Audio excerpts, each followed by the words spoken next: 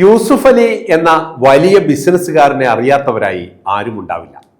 എന്നാൽ യൂസുഫ് അലി എന്ന വായനക്കാരനെയോ? അത് സാക്ഷ്യപ്പെടുത്തിയിട്ടുള്ളത് നമ്മുടെ കഥാകാരൻ ടി പത്മനാഭനാണ്. ഞാനൊരിക്കൽ യൂസുഫ് അലിയെ കാണുമ്പോൾ അദ്ദേഹം ലണ്ടനിലേക്ക് പോകാൻ പുറപ്പെടുകയായിരുന്നു.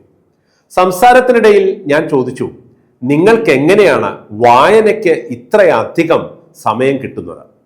അപ്പോൾ അദ്ദേഹം കയ്യിലുണ്ടായിരുന്ന ബ്രീഫ് കേസ് ഒരു ചെറു ചിരിയോടെ മേശപ്പുറത്തേക്ക് ചുരിഞ്ഞു.